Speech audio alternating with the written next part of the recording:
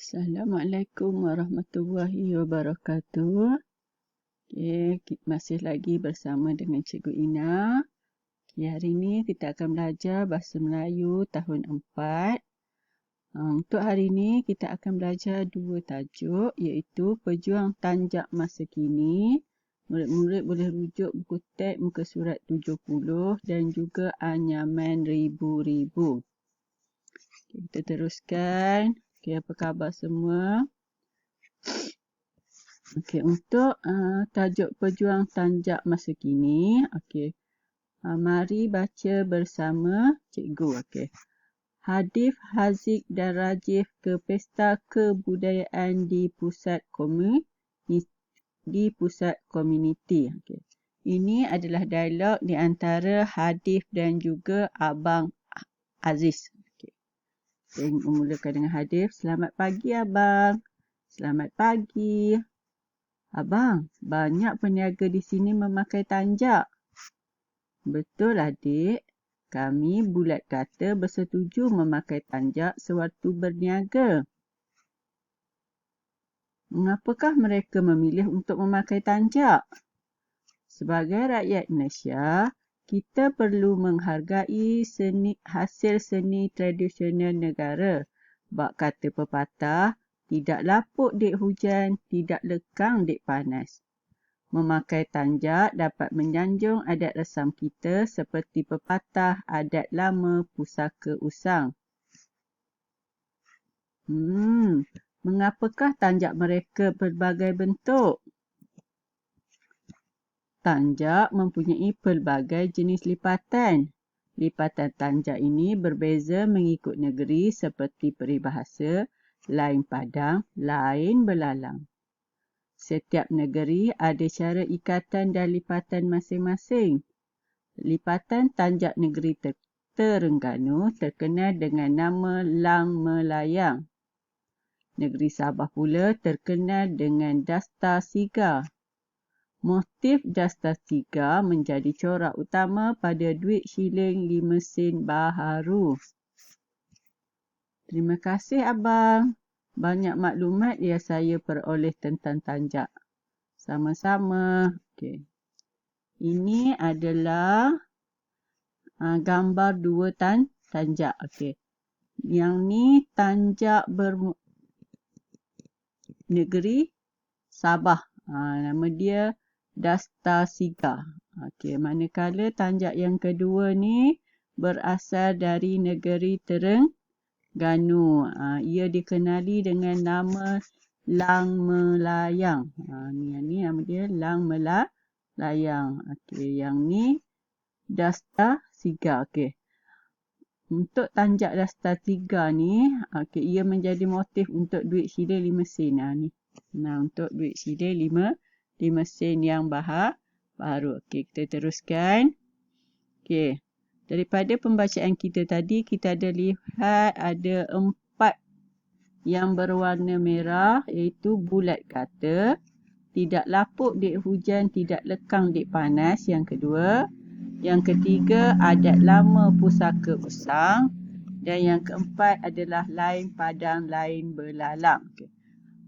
Yang berwarna merah ni adalah peribahasa. Kita tengok apa maksud dia. Pertama, bulat kata. Bulat kata bermaksud keputusan yang dicapai dengan kata muafakat. Maksudnya semua peniaga di situ bersetuju untuk memakai tanjak. Yang kedua, tidak lapuk dek hujan, tidak lekang dek panas. Bermaksud adat resam, kepercayaan dan semangat tidak akan dilupakan. Seterusnya, yang ketiga, adat lama pusaka usang bermaksud adat yang tidak berubah sejak zaman adat yang memakai tanjak. Yang seterusnya, lain padang, lain belalang bermaksud setiap tempat yang dikunjungi mempunyai cara dan adat yang berbeza. Contoh tadi dalam lipatan tanjak. Lipatan tanjak di negeri Terengganu dan Sabah berbeza. Menunjukkan apabila tempat berbeza, lipatannya pun berbeza. Itu kata setiap tempat yang dikunjungi mempunyai cara dan adat yang berbeza. Okay. Untuk tugasan yang ni, murid-murid cuma perlu ujar dialog yang mengandungi peribahasa. Maksudnya macam yang cikgu buat tadilah. Baca bersama ahli keluarga. Kalau tak baca seorang pun boleh. Okay. Kita teruskan dengan tajuk yang kedua. Anyaman ribu-ribu. Okay. Untuk tajuk ni kita akan melihat kepada tata bahasa. Ni anyaman ribu-ribu. Apa dia ribu-ribu? Bukan duit ya, ribu-ribu. Okey, kita tengok. Hadis, Miling dan Rajif membaca buku tentang anyaman ribu-ribu. Okey, mari baca bersama cikgu. Okey. Ribu-ribu ialah sejenis tumbuhan paku pakis yang boleh dibuat anyaman. Oh, sebenarnya ribu-ribu ni adalah paku pakis dan dia boleh digunakan untuk membuat anyaman. Okay. Penggunaan ribu-ribu bukan sahaja di Sabah tetapi juga di Kelantan dan di Terengganu. Okay. Maksudnya paku pakis ni untuk buat anyaman ni dibuat di 3 buah negeri iaitu Sabah, Kelantan dan Terengganu. Okay. Cara untuk membuat anyaman ribu-ribu sebenarnya tidak sukar namun memerlukan kesungguhan. Langkah awal untuk menghasilkan produk berasaskan tumbuhan ini adalah seperti yang berikut. Okay. Sebelum kita teruskan dengan cara untuk menghasilkan produk daripada ribu-ribu, okay, murid-murid pasti dapat lihat terdapat 2 perkataan yang berwarna merah iaitu perkataan bukan dan juga tidak. Okay. Bukan dan tidak ni merupakan kata nafi. Maksudnya dia menidakkan sesuatu. Okay, kita tengok. Apa dia kata nafi? Okay. Kata nafi ni terbahagi kepada 2. Pertama, perkataan bukan. Okay. Digunakan untuk membentuk ayat nafi dan di hadapannya kata nama atau kata sendi nama. Okay. Contoh dia, bukan cikgu. Cikgu tu adalah kata nama. Contoh ayat dia, Ali bukan murid di kelas saya. Okay. Cuba tengok perkataan selepas bukan adalah murid. Okay. Yang seterusnya, bas itu bukan dari Kuala Lumpur. Okey. Selepas perkataan bukan dari. Dari ni kata sendi nama. Kita dah belajar pada minggu lepas. Kata sendi nama. Okey. Seterusnya yang contoh ketiga. Cik Salihah bukan doktor di Hospital Kuala Lipis. Okey. Ada kesalahan.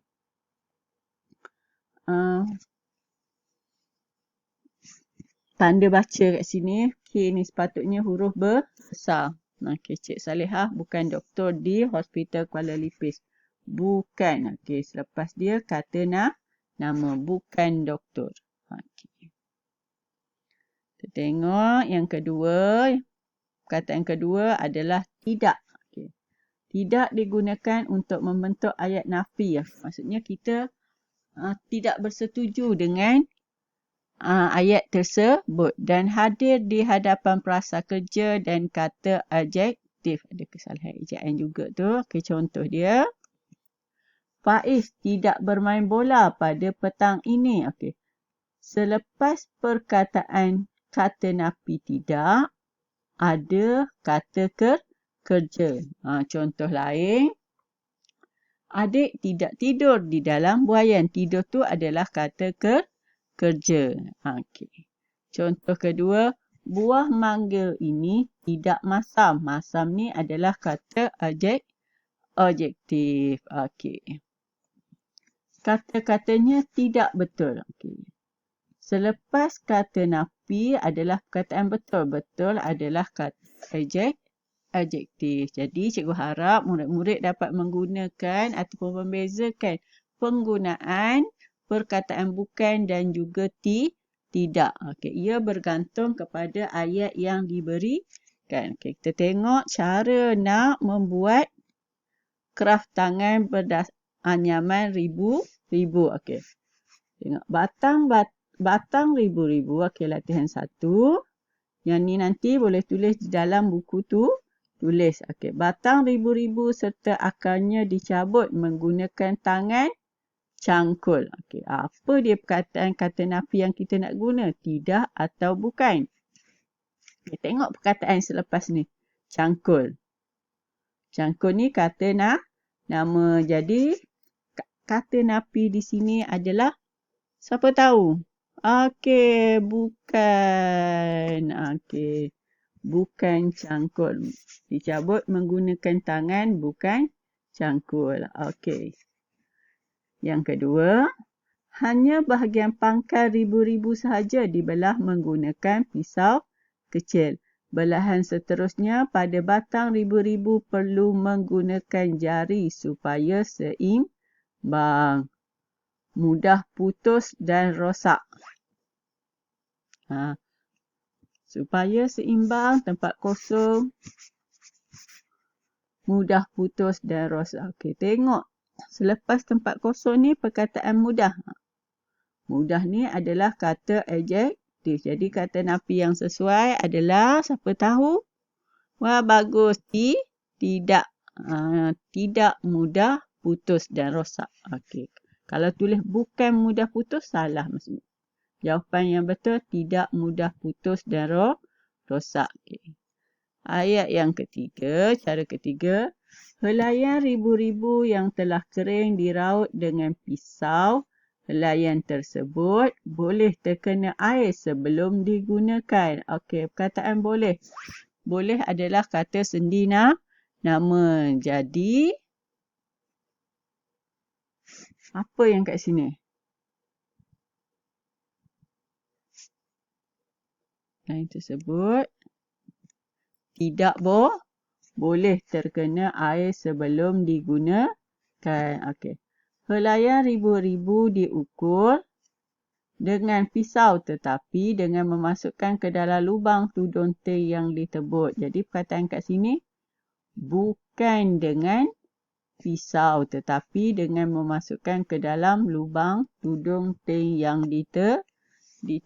Okay, itu sahaja. Cikgu harap ia dapat memberi manfaat dan membantu murid-murid untuk menyiapkan latihan. Okey, itu sahaja untuk hari ini. Sekian, terima kasih. Selamat belajar dan jumpa lagi. Assalamualaikum warahmatullahi wabarakatuh.